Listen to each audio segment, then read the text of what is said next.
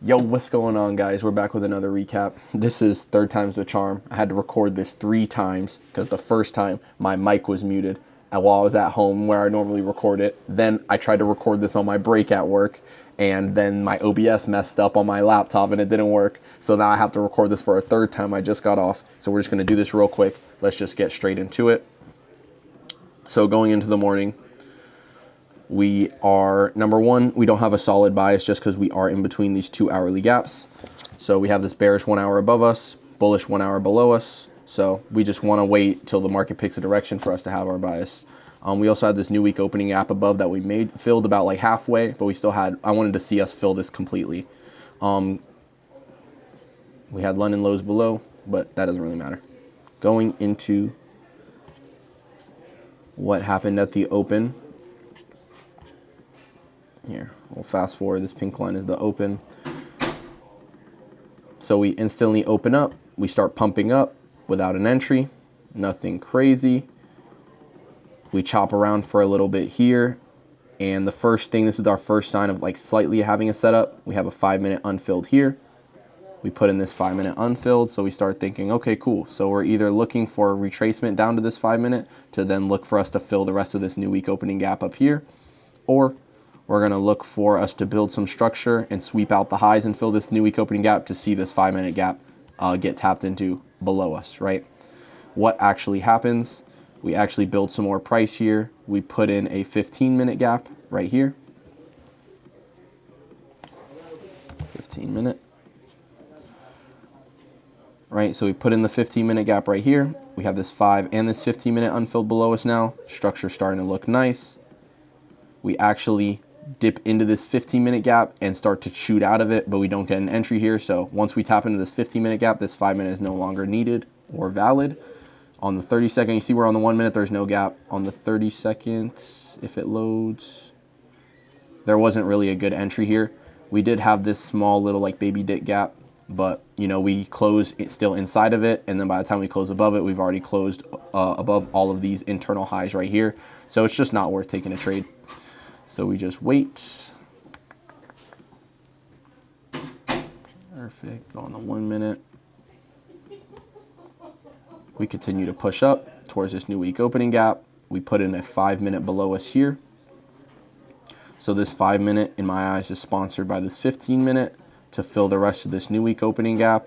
Now getting into the trade number one. First thing I kind of want to point out where I kind of messed up today is I marked out this new week opening gap from the 1 minute chart, as you can see. So if I go down to the 1 minute, go all the way to the left here, you can see I marked it on the last candle of this 1 minute. But if you go to the 5 or the 15-minute chart and you go to where this new week opening gap, you might mark it out like this, right?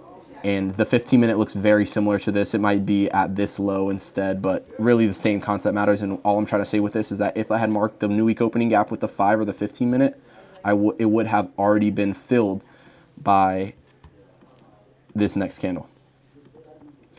So 1 minute, you can see that on this next candle, we would have completely filled this new week opening gap, but mine was marked out up here. So in my eyes, I was thinking, hey, we haven't filled it completely. At this point, ES had filled it completely. We shoot lower, we create an internal SMT at this high, and then we have a 30-second inversion here. So having this 30-second inversion, I probably would have entered short here, break even.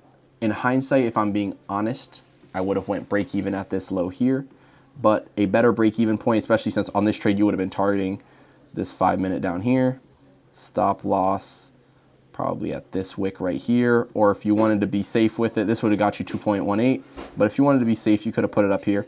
This still gets you 1.92, almost a 2 RR. Having this break even would be extremely tight. So I would probably put the break even down here looking at this in hindsight, but that's also because I know if I would have gone break even at this low right here, we would have got break even right here, right? But if I had gone break even at this low, we edge this low, shoot down lower right to this 5-minute. This is a very good trade, right? I didn't take this because I didn't see the new week opening gap fill. What did I actually take? Was this 1 minute inversion after rejecting out of this 5-minute gap. So I see, in my eyes, we're rejecting out of a 5-minute gap that is already sponsored by the 15-minute that was down here. On the 1 minute, we have this big 1 minute fair value gap to the bottom, and we blow through this. We displace through this with heavy volume, which I like. Honestly, I like this is a super V-shaped recovery. We don't sweep out this internal high. We keep this internal high intact, which means that we're going to have all of this low resistance up here, right? So I like how this trade kind of looks. I enter here, and what happens? We get stopped out, right? It just goes kind of straight to stop loss. Few problems with this trade. Let's go into them. What are they? Number one, just kind of taking along later in the session on a Monday. Mondays are already, some people just don't trade Mondays and Fridays or things like that. I'm entering this trade at 10:23, which is a little bit late in the day for a Monday. We also had all the war news, which caused the new week opening gap. And we had 10 a.m. news, which means that all the volatility in the market by 10:30 is honestly probably gone. We've also shot up 200 points.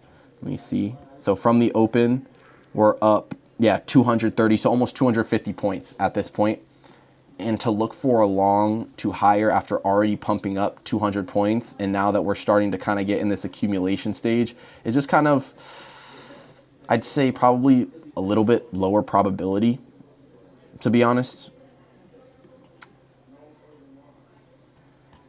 We also, as far as our target, is not that good, just because, yes, I'm looking for the rest of the new week opening gap to get filled, but I am targeting a 1-to-1, which makes it so that my TP has to be up here for my stop to be at the low down here, which means that my TP has to be kind of, what is this? How many points is this above the new week opening gap? So if we were to just fill this new week opening gap and head straight back down, I would still need to see us go up about 20 more points, right? Which might not have happened. We might, even if this trade idea did play out, we might have came up here and ended up getting break even because this new week opening gap was already filled on ES. So we had the SMT here, but this SMT on ES filled this new week opening gap completely, which also made it slightly lower probability, right?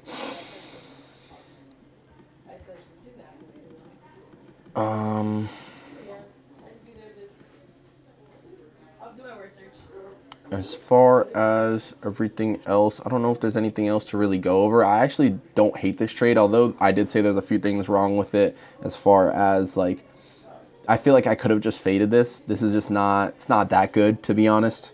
But it's not a bad trade either. I mean, we have the 1 minute inversion. We're rejecting out of a 5 minute gap. We have the fill of this new week opening gap is what I thought. So, I mean, the trade idea is not bad. We had this super V-shaped recovery, which was the main reason why I got in it, just because of this displacement is something that I really like the look of.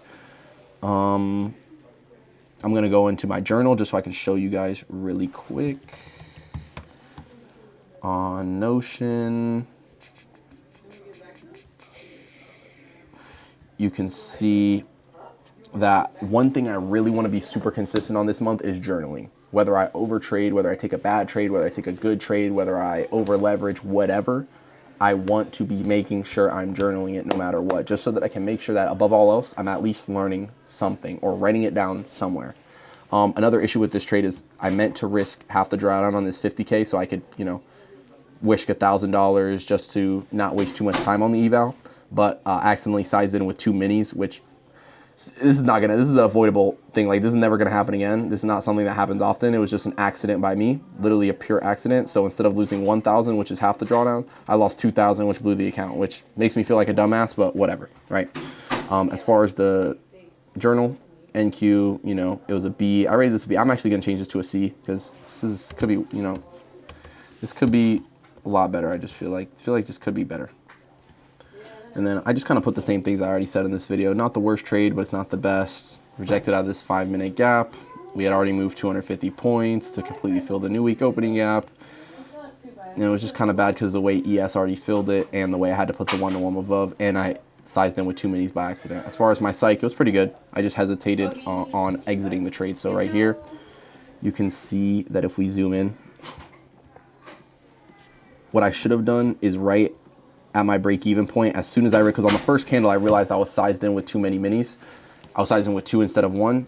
I should have just put a limit order right here to take out 1 mini at break-even when we wicked above it, so that I would have only lost 1,000. But I hesitated, and I didn't, and I lost the chance. I also thought about closing out because, look, this is what my trade idea, what I was thinking.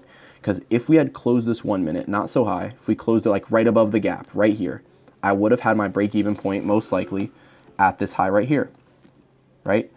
Since we also didn't sweep out this internal high, we had an SMT at this high right here. Because if we look on ES, you can see on these same candles, this wick right here did not push above these. So I noticed as we're taking out my would-be break-even point, if we had closed a little bit lower, we're having an SMT. So I thought about just closing the whole trade, but I also hesitated on that and for it to run a stop loss, right? But I also know, hindsight, if I had closed out this trade right here and then we just came down, made a little down move and then rejected out and hit my TP, I would have been pissed, right? So I just should have taken out one contract there knowing I was sized in too much. I should have just took out one. That's the only real like bad part as far as my psychology. The rest was fine. I was just kind of just